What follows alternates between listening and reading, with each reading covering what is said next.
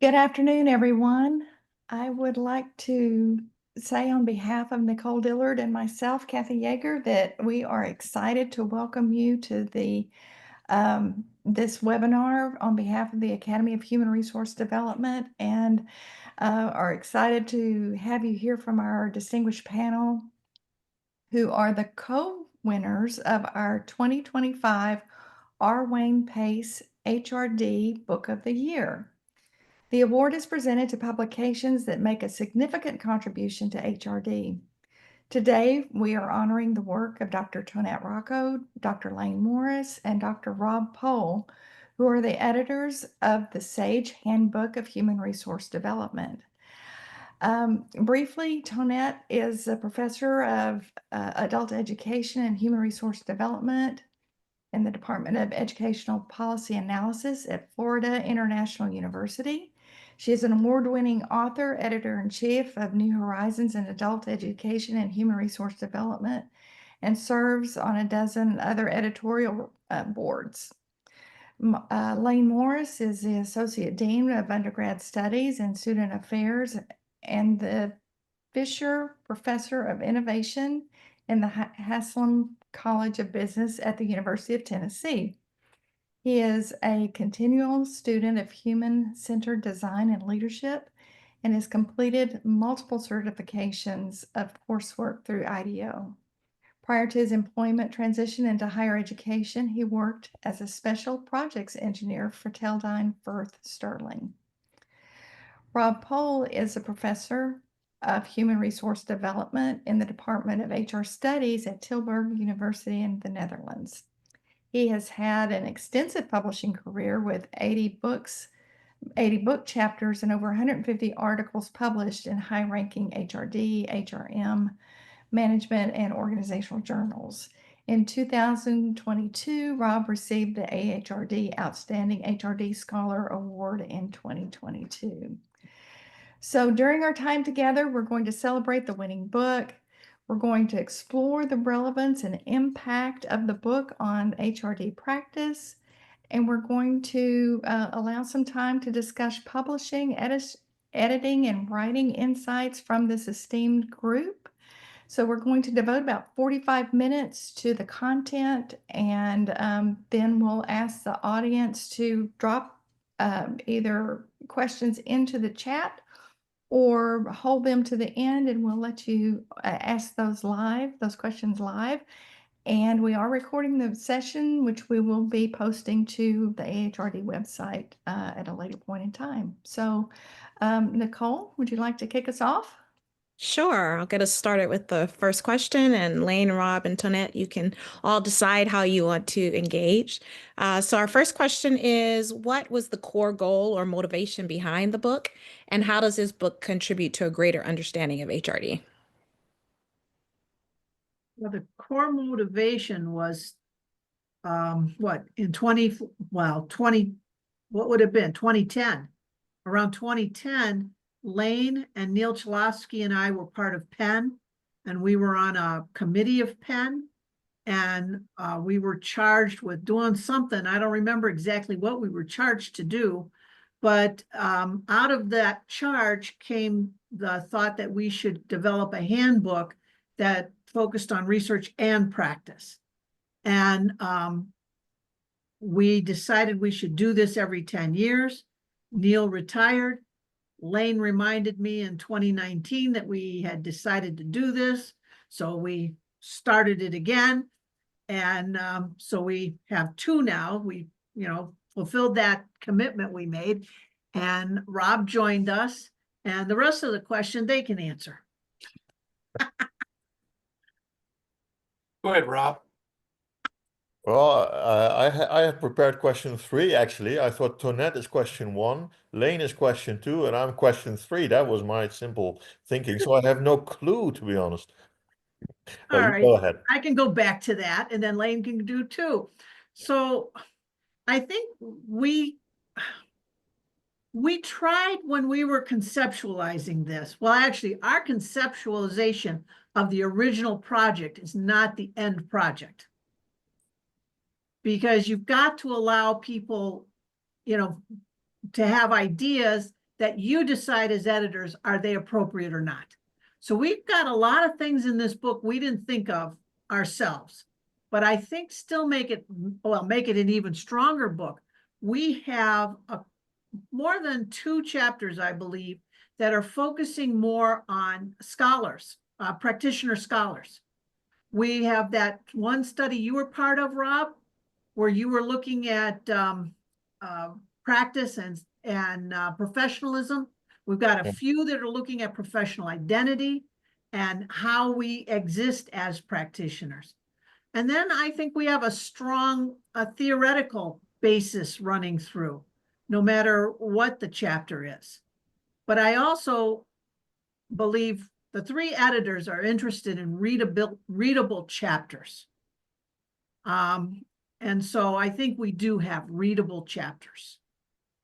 And I think that's important in understanding anything. So I'm done. Yeah, the only thing I would add to this, Tonette, is making sure, and first of all, Kathy and Nicole, thank you both so much for hosting us today. I think the PIN, I'm not sure how many folks remember what that represents, but it's the Program Excellence Network. And it was one of those things, quite frankly, came along at the tail end of my presidency for the Academy for Human Resource Development. We needed something to kind of anchor the Academy. And I think that was one of the real things that the Program Excellence Network was very interested in, is kind of an anchor, another anchor that we needed, that would kind of be comprehensive and would include a list of international scholars who could come together and cover a wide variety of topics. And I think that's what the 2 iterations that Tonette has referred to in terms of the 2 handbooks has attempted to do. Thank you. Well, what I can add, I've actually thought of something by now, is that much like with the Dutch language handbook that I put out, I've actually done 3 of those, 2001, 2011, 2021, with Jozef Kessels, but in Dutch. What I really like, and I also use that process in the Routledge Companion of HRD, which Tonette Rocco was also part of, with Jean Roth, I think 2014 or something, that one came out. So basically what I set out to do, of course, obviously with the other editors, is to think of what are the topics and who are the authors that cannot go amiss in an HRD handbook at this stage of time. And what Tonette said was very true, of course. That leads you to a number of people and a number of topics that you hadn't thought of up front and that you didn't think of 10 years or let alone 20 years ago. But it's a really great way of also bringing people together. So we've got quite a few chapters where, for instance, strategic HRD is the one that springs to mind now. So there are quite a few people who have written about that topic, and it's still relevant. So who do you pick? So what we couldn't really decide. So we said, let's ask Lyle Yorks and Tom Garavan to team up and see what they can come up with, because they are both very proficient writers. They shouldn't be missing in a handbook like this, and they worked out a beautiful chapter. So that's just an example of how it sometimes works. I thought it was a very creative process, which led to, I would say, mostly readable chapters. Yeah, for sure. So it's very much an evolutionary process that you go through, kind of sounds like it kind of Yep. creates this life of its own and grows with the understanding and the depth of the subject matter. So how does the book support HRD praxis in today's climate, especially since organizations are navigating anti-intellectualism or anti-critical context types of things? How does this help? How does your book help support or counter that? Well, we didn't pay any attention to it. I mean, there's much critical theory in this book that isn't right in your face, because it's become more accepted anymore in the field and people just use it without stating it. but we have a section, diversity, equity, inclusion, and belonging. And that's in the book. And we go into, there's a chapter on the history of race in HRD. Now, if that's not in Trump's face, I don't know what is. But I mean, we have chapters in here where, I mean, we didn't even consider not doing some of these things. We've got a chapter on Indigenous HRD, on disability, and each one of these that looked at some minority issue, that's kind of weak of a way to say it, but looked at one of these equity issues, did it in a way that that I think takes that issue a step further. The one on gender doesn't just look at women, you know, and it helps us see gender as more fluid. So, you know, we weren't dealing with Trump and that agenda when we started this book. And had we been, I don't think it would have made any of us, I don't think it would have made us a difference. And I live in Florida, where DeSantis started this stuff a lot sooner. And I'm looking to be fired soon. You want to add anything to that? Well, I mean, there are many ways in which you could answer this question, but I think Tonette, I was also thinking immediately of I think it's about 8 or even 10 chapters about diversity alone, which is Yeah. wonderful. And by that time, nobody would have thought that this government, that is administration that's currently in place, would, would be in place, let alone what they're doing to the world. So I think this book, and probably especially that part of the book, the diversity part, but I think it goes for more books. I think it's anti-intellectualism. I mean, it tries to put in a sort of readable way together the ideas that we know from evidence, from theory, from research that can help inform HRD practice and in many different ways. So yeah, it's basically a reiteration of what Tonette already said, but I do agree that is a crucial part in answer to this question. How about you, Lane? I'm not sure I can add much to it. I think both of you've covered it pretty well.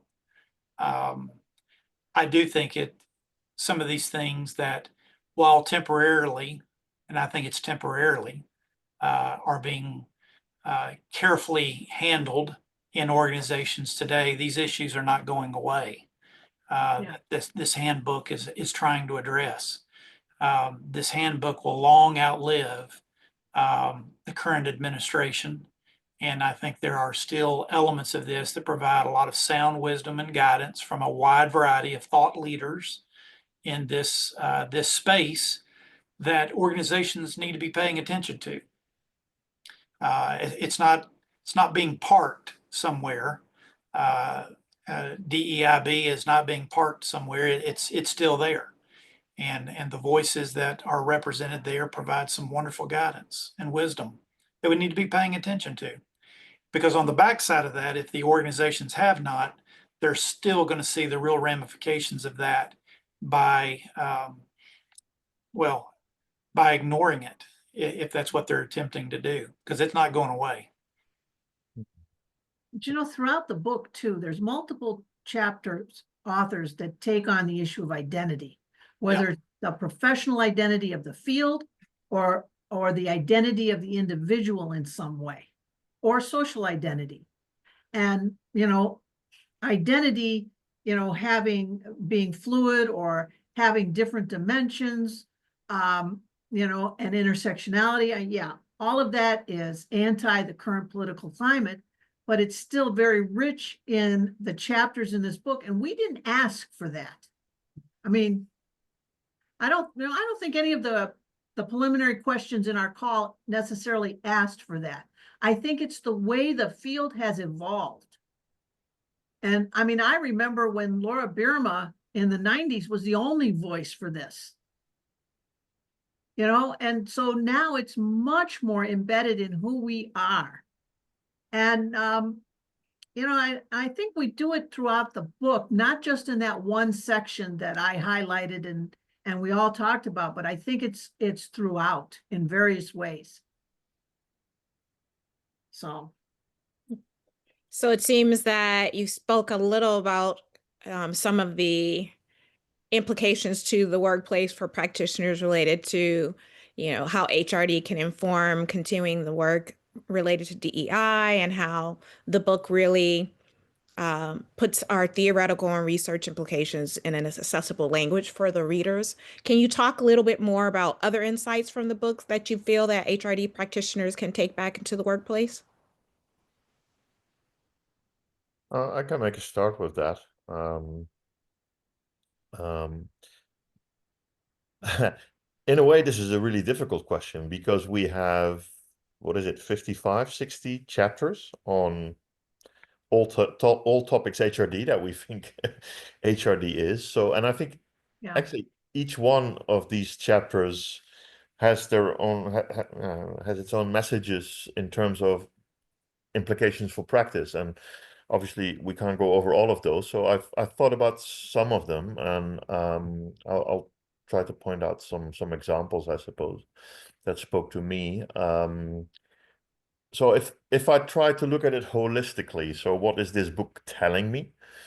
And I have to admit I'm a little bit prejudiced because, yeah, first of all, I was one of the editors. Second, it's also very close to home in terms of my research interests. But one of the things that stand out if you look at the contents, the table of contents, is that the word training does not appear in the table of contents anymore. The word learning and the word development,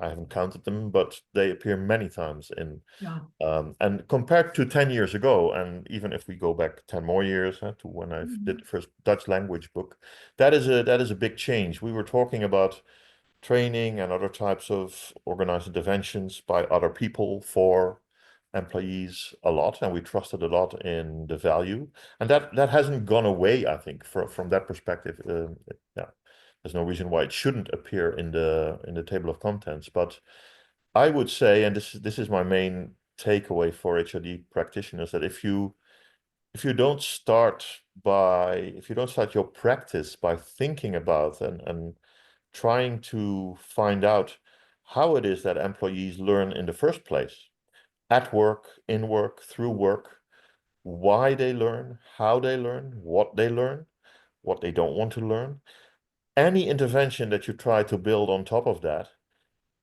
is going to fail. So, and that is something that stands out from a number of chapters, and that you can also see in, for instance, the attention to communities of practice, which is a topic that keeps recurring. It's also in, for instance, a chapter by Rajarshi Ghosh, Andrea Ellinger about coaching, process supervision, facilitation. Those are all topics that perhaps we knew about, obviously, 10 years ago, or even 20 years ago, but I think they have matured recently. So that leads to a different way of viewing the learning and development and training process. So that is a big change, I think. So what else can I mention? I think that's an important point that not just the training that's missing, but I'm pretty sure, I haven't gone back and looked, but I'm pretty sure the original book that Lane and I did with Neil, we focused on training and development, career development, and organizational development. Yep. And in this book, we set out to honor those areas, but not to focus on them. And when we were going through how to organize these chapters in the book, we had the original organization, but it didn't work because the chapters we couldn't pigeonhole them the way that we thought. So it's got a whole new section headings than what we started off with. And probably the only section that's the same is that foundation section. Yeah. And the rest of them evolved. And I think that's representative of the field. The field has evolved that way too, to be, I think, a bit more practical and a bit more theoretical at the same time, which may be contradictory, but I mean, we've got things in here, like we've got a chapter on apprenticeship and internship programs, which are important in higher ed, but they're also important to businesses who manage those folks. And that chapter was an accident. It came, can I say how it came up? It came from a proposal we didn't like. It came from a proposal we didn't like, but thought the idea had merit. And so we invited 4 people to work on this chapter together and to combine the apprenticeship and internship, and they made it work. But that just grew organically out of what we got. And I think, when you're doing a book, I think it's important to be flexible enough to let things like that happen. Yeah. Yeah, I would only add, I mean, while this thing is called a handbook, across the board, so many different topics, it becomes a playbook in many ways, in terms of the guidance and information that the authors provided, grounding it, as Rob and Tanet have said so well, but have grounded into the theory and the research. And they have distilled the important parts of the current thinking in those particular areas, but then provide a lot of wonderful, pragmatic, practical advice.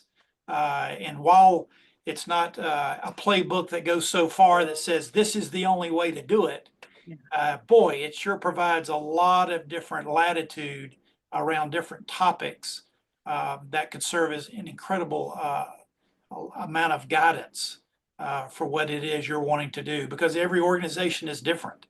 Every environment is different. That's the beauty of cultures. They have to match their mission, their vision, and who they're trying to serve. But boy, I think there's an awful lot of guidance in this handbook slash playbook, if you will, that would provide an awful lot of good direction for people to follow. So I'd like to shift gears just a little bit and talk about the actual process behind the book, like what it took for you to bring the book to life. So we want to give space for the editors to respond as you have been. And if there are any of the contributing authors on the call, you are welcome as well to contribute your thoughts based on your experience with this project and also thinking about other book projects as well. So my first question is, broadly, what are some best practices or lessons learned from editing this book that you can share to those who may be interested in editing in the future for HRD books? Well, I would say one book at a time. And I'm saying this specifically to Tonette. You want to say I'm that, working Tonette? on 2 now. Oh, that's pretty good for you. Yeah. No, this is in a way it's a joke. Of course, it's not really a joke, but it's quite an effort. I mean, it took us most of 4 years, I think, to get this book together from the initial ideas, which was actually before I got involved because they dragged me in a little bit later. But that whole process was about 4 years to holding it in your hands, and it involves a lot of thinking about who do we want to include and which topics cannot be missing. Inviting people, going through proposals, discussing proposals together, sending out feedback, draft chapters, sending out feedback, discussing it together, and then the final version. And then you write an introduction, you write a final chapter, an epilogue, all of that times 55 or 60, what is it? That is a lot of work. So think before you start, I would say. But it has incredible payoffs, I think, in terms of thinking about the field, what the field has turned into, what it should be. We haven't really touched upon that, but I think there are some new topics as well that perhaps or probably in 10 years' time we'll see a lot more light of day. I hope at least, in terms of democracy, humanization, shared leadership, things like that. Just a few examples. So being in contact with the authors, sometimes people you have known for a long time, and sometimes, the upcoming stars, and sometimes just not stars, but just, people who have a really great idea. And sometimes the idea, like Tonette implied, is not brilliant yet, but you try to develop a little bit what that idea is, and in doing so, I think you also help people become better authors. So I'll stop at that. I can go on for a while, but how Yeah. about Tonette? I think if you're thinking of doing something like this, one of the things I think is important is I wouldn't take on something like this by myself. I mean, this is an enormous undertaking, but it can be a joy to do, or it can be hell. And if you have the right partners working with you on a project, then it can be a joy. You're still going to have problems. I mean, one of the best things about our relationship is we all had trouble. We all had personal trouble at some point in this project. I think I got COVID 4 times while we were doing this. Lane had very, very hard. Yes, he lost both his parents during this. Rob had his own issues, but we tell each other what our issues are. You can't just say, I can't do this. You've got to share with your partners what the issues are, so we know how to step in for you, because some issues are worse than others, and if you can't get to something in X time frame because of some other commitment, you need to tell your partners that, so we all have that information, and then we can move on. I've worked on some projects where people just ignore the emails. That doesn't work out very well for anybody. But when we're talking about equity and that sort of thing, having partners that may not share your exact view of what equity is or inclusion is, but have their own views of that, make the book project, I think, richer. And I'm not talking about racial equity. I mean equity in a much broader form, and inclusion in a much broader form, because I think that's what made this book so good. And I do think it's good. I've done quite a few books, and I think this is close to my best one, but I think I like the one we're going to talk about next week more, because that one came from the heart.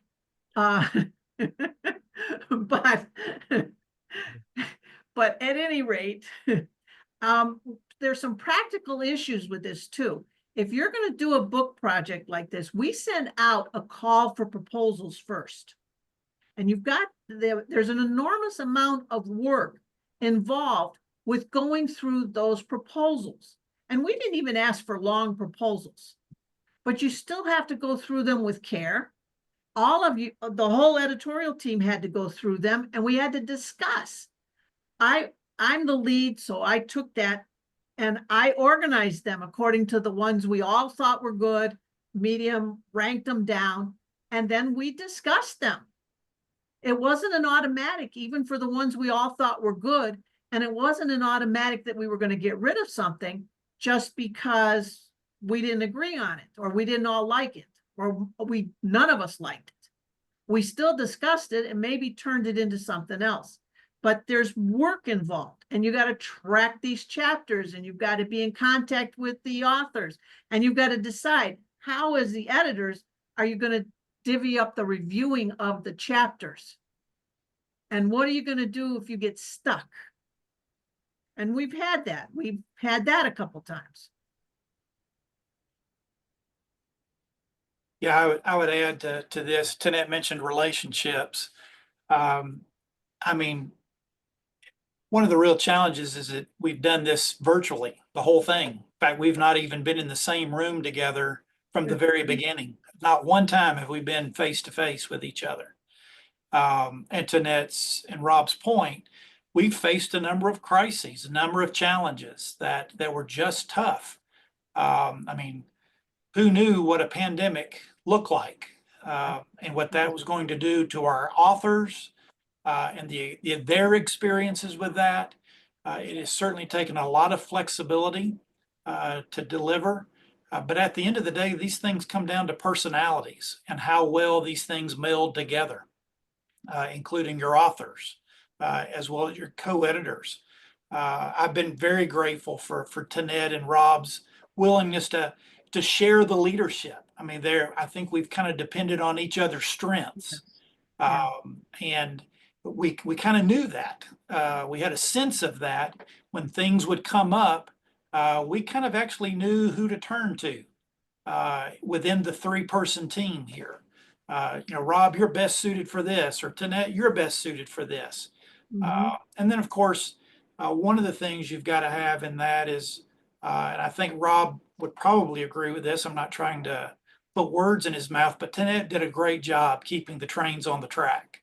Oh, You've got to have somebody with real solid organizational skills. And Tanette was not afraid to say, guys, we got to get this done. And then we would step in and do what we could to help. But you got to have that and be comfortable with that kind of leadership.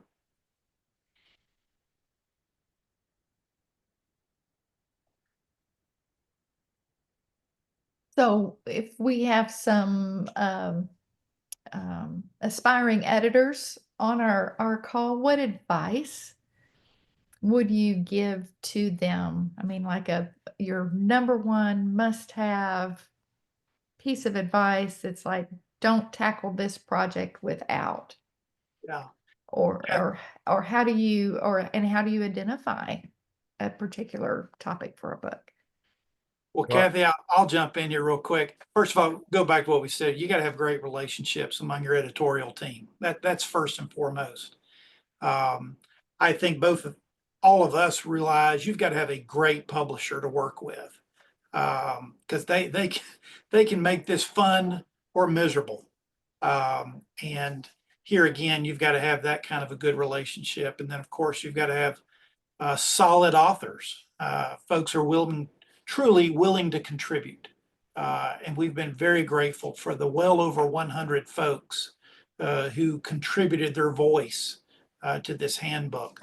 I'll stop there with those 3 and let the others chime in. yeah, I was gonna say, you need good project management software or Excel spreadsheet skills. Yeah, there you And go. Rob has far better skills in those things than I do. Yeah, I would say, but this is echoing what Lane has already said, that pick your team first. So I was an author in the 2014 book, just for one chapter on workplace learning.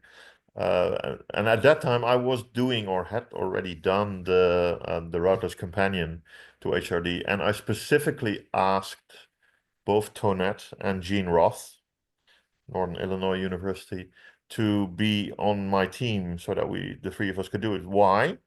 Because I had known them for, by that time, at least 15 years, almost 20. And I knew they were not just fun. I mean, I wouldn't say fun is the first thing, but it's certainly the second thing.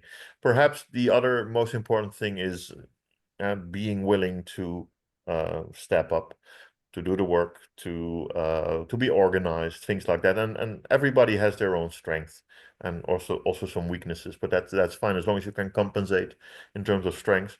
So those 2 things, good people that can put in good work, and that it's fun to work with, and that you can make a joke, that you can tell them something that isn't right, either with what they've thought of, or like Tonette said, things that are happening in your private life or even in your work life that affect your ability to be part of this. So that is the big start, and that is probably true for any collaboration, but certainly for a project of this scale, 4 years, 900 pages, over 100 co-authors, you need a damn good team. yeah. You know what Rob said reminded me that I read Lane's chapter and I gave him so much feedback on that. That is chapter. true. Yep. And And I just agreed. Yeah. Thanks, Rob. basically, I thought he had 2 papers there. Yep. he had a lot more than, and I thought he probably had a book too. But at any rate, one of the things that I've learned probably in the last 4 years, it's been much more evident to me than it ever was before, is people that are established writers write. And if you give them feedback, they take that feedback and they improve the product. But there's a lot of people that don't write a lot and have egos and don't know how to take feedback and use that feedback to improve it. Rather, they get resistant. And those people are problematic in any project like this. And they're usually the newer voices, not the established voices.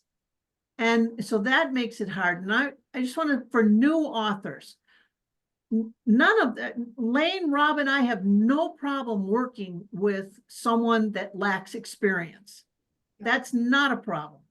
The only problem would be is if we give you feedback to improve the product, that you use that feedback to improve the product and not give us resistance. I mean, I write a lot and I don't turn in anything perfect. Everything I turn in, I get feedback and I have to deal with it, and I deal with it. Now, if I don't like it, I go for a walk, I go bitch to somebody, but then I come back and I deal with the feedback. And I don't share it with whoever gave it to me. I just deal with it. And you got to find your own way in this, but that's probably important as an editor too. But if you've got a good team, I mean, this book was not a hardship in terms of our team. I mean, we shared things, we discussed things. Yes, maybe I had to prompt them sometimes to respond to me, but we've got a time zone difference. We got a guy that's a dean who travels out of the country.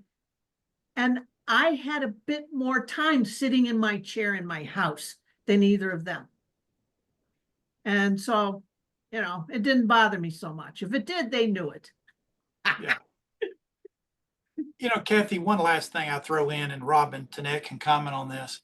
I think you've also got to truly believe in the project and have value in that project.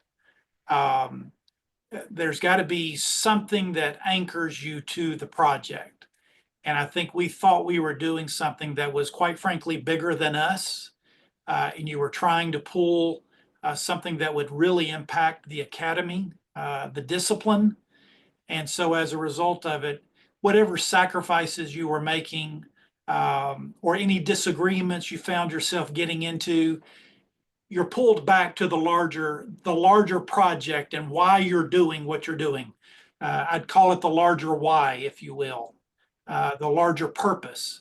And I know for Tanette and Rob, for all three of us, there were some real sacrifices to be made. But the real reason we were doing it was because we wanted to make an impact on something bigger than us. Yeah. And so the skirmishes that we may have gotten into, they're short-lived, because at the end of the day, you go back and say, okay, why am I doing this?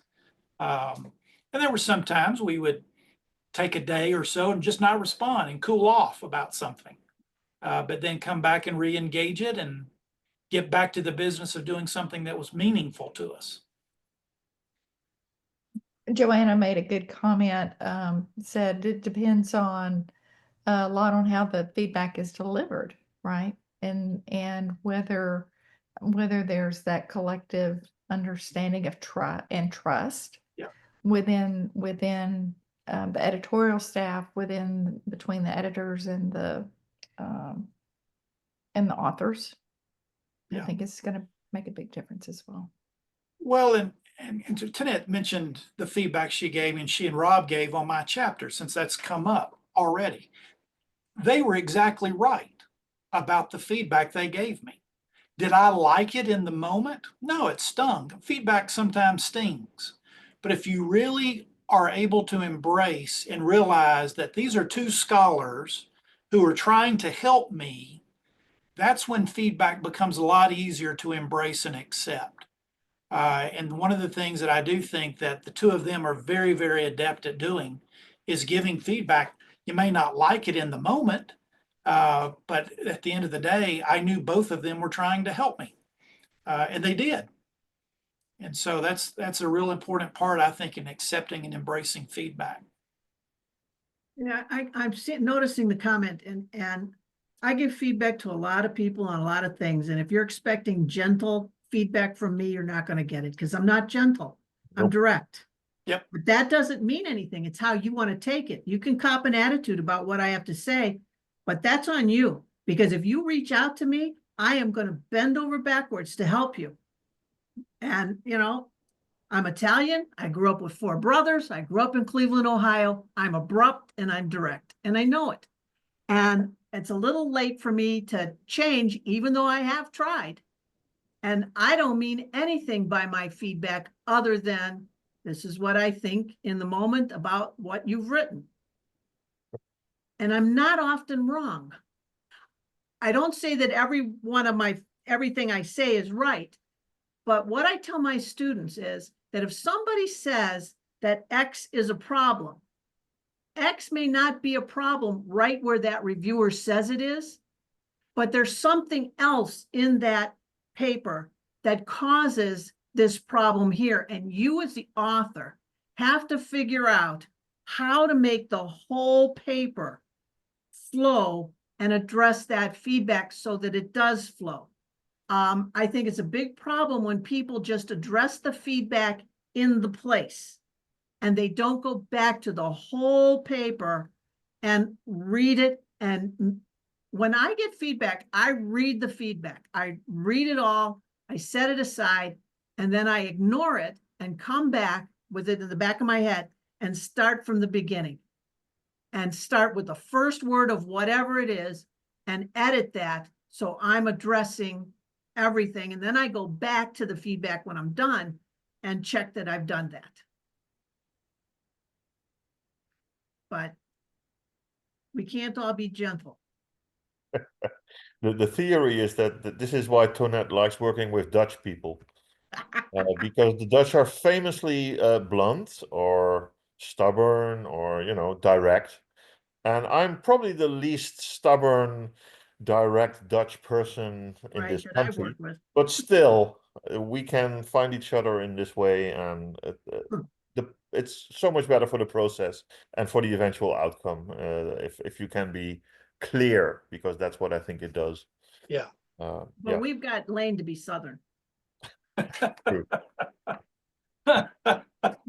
So I want to talk a little bit more about these challenges. You talked a little bit about navigating, you know, kind of personal crises during this project and challenges in terms of receiving feedback and time management and egos and things of that nature. What other challenges did you face? I'm particularly interested in challenges that you faced as you worked with over 100 collaborators, and how did you address those challenges that could be helpful to some of our future editors on the Zoom?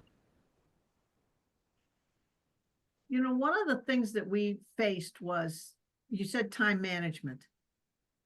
When you do a project like this, you set deadlines and people are supposed to deliver this manuscript or whatever on these due dates. Well, I learned a long time ago that I can't always meet those deadlines. And so if somebody has a problem, then all they need to do is tell me, and we give them extra time. We did that with any number of people, knowing full well that we would get a number of projects, a number of the chapters at the same time. And, you know, so we didn't have to have everything all at the same time. You know, so if you can be flexible on time, then you should be. That's something that I would pass on. If you can be flexible on time, be flexible. We were very flexible and we still made our goal of publishing this book in 2024. Well, Oh, you know, another thing I would never do, I would never hire the publishing company to do an index again in my life. Yeah. That's a good piece of advice. I had 3 books, same time, 3 different publishers, and every index was awful. I said that as polite as I could do. In the Routledge Companion, I did that work, which Yes. is how I know how much work it is. But I'm awfully glad that I put that work in. This is 12 years ago now, because it's a good index. It works. It has the relevant topics and relevant names and the right page numbers because I checked, and I can be quite, you know, on Mhm. point there. Tonette is absolutely right. If the editor does it, they don't care. I'm not sure if AI was a thing when we asked them to do that, but I'm pretty sure that AI generated this index in about 3 minutes, and that was it. And how much did we have to pay, Tonette? Yes, You yes, don't right. want to know. 1,000 something. But anyway, Yeah. and this was purely because of the personal circumstances. I didn't have time this time around to, put in days and days of work to make a good index. I would have liked to. I really care about this. Any good handbook needs a good index. I couldn't do it this time, and the others couldn't either. So that's why I had to do this. So this is very good advice, Tonette. Yes, absolutely. Well, I took days and days checking those of the 3 different books. And then I realized I think the new thing that they're doing, all of them did the same things. They randomly decided on words. They didn't actually, when we did the handbook with Wiley, they asked us for keywords. I think it was with the handbook with Wiley. Yeah. That they actually asked us for keywords to supply, and then they went and looked for those. They didn't do this in any of the 3 projects I did this time. And in the book I did with Julie, I even pointed out to them that I'm cited all through this book, and they make me look like I didn't do anything. They didn't even put me in the author index, and I'm one of the co-editors. And I'm like, how? That's not even smart.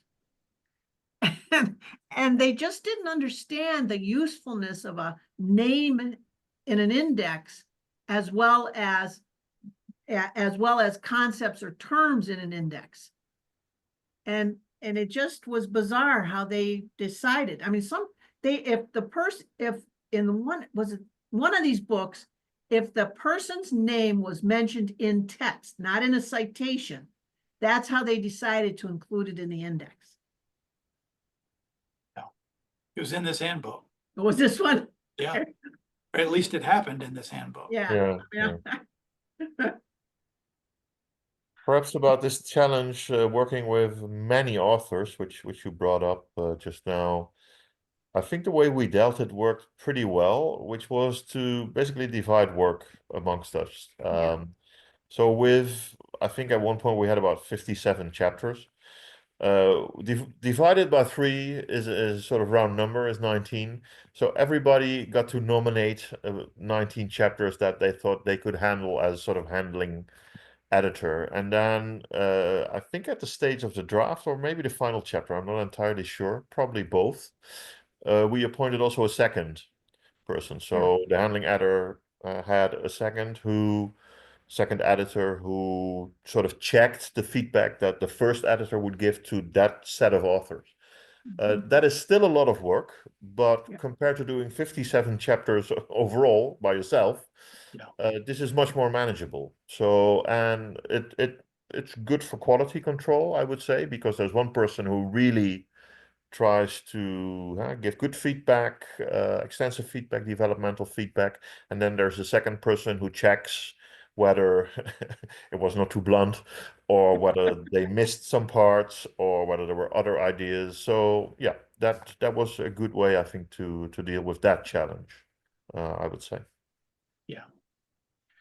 Yeah, I would add to Rob's point, is just the calibration that has to go on in terms of the quality across all of the chapters.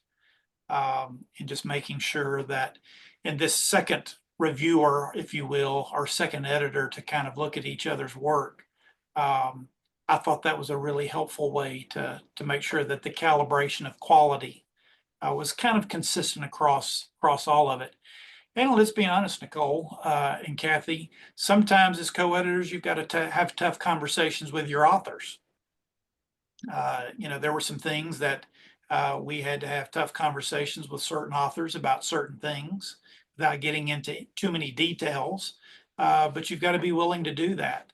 And be willing to speak up and speak out when you know something needs to be redirected in terms of the direction, the larger picture of the handbook needs to go in, as opposed to just the direction they want to take something.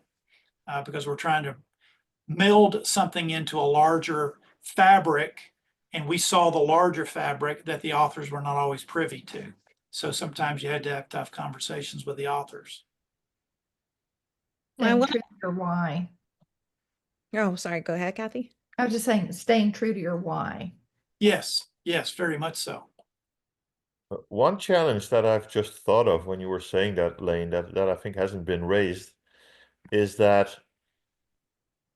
most people that offer to write a chapter or that are asked to write a chapter and you tell them it's 5,000 words, come up with versions that have about 12,000 words. And that is, well, I'm exaggerating a little bit, but in many cases this is true. And hence, sometimes, there are there are two chapters there.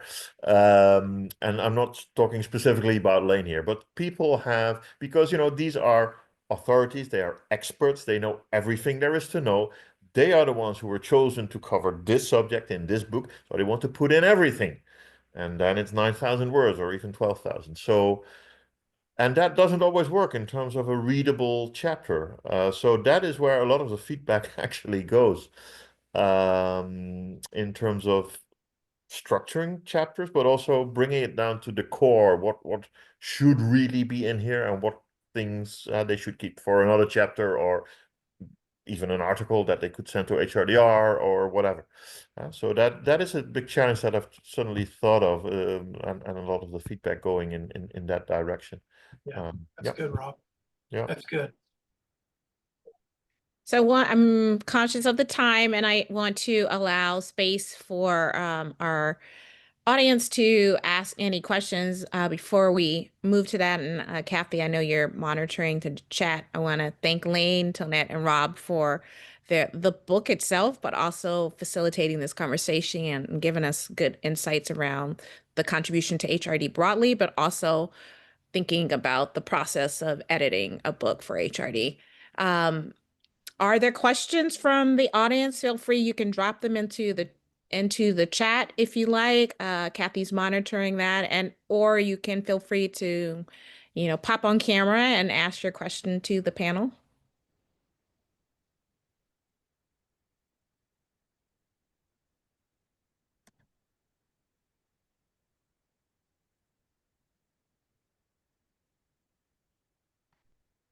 And suddenly the room got quiet.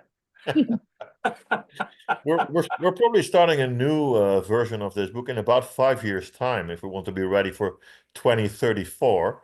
So, you have a little bit of time to think about it, whether you want to join or not. Yeah, absolutely. It's a good point.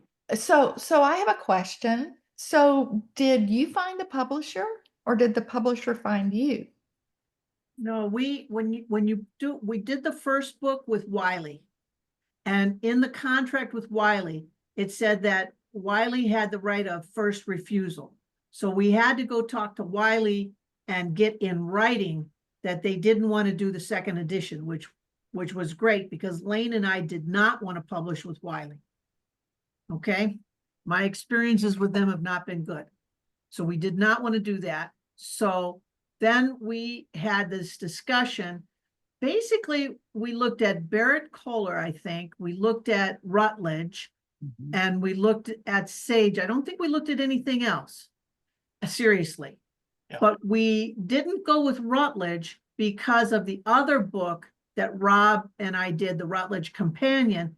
And if we were to go with Routledge, that could interfere with Rob being able to do another edition, lead on another edition of the Routledge Companion.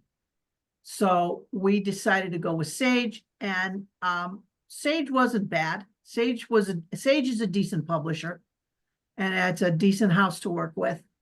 And that's how we got to Sage. We sent a proposal to them that they looked at.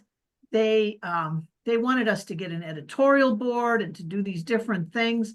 And I think by the time we sent the proposal, we may have already sent out our call.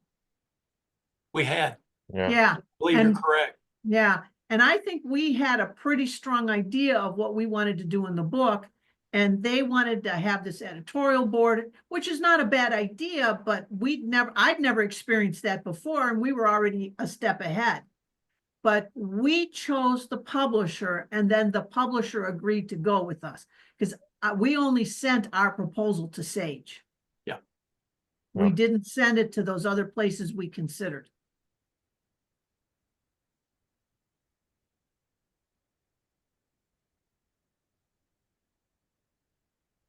Now, if you've never done a book, you get a contract from the publisher, you do have room to negotiate and to question things that are in that contract.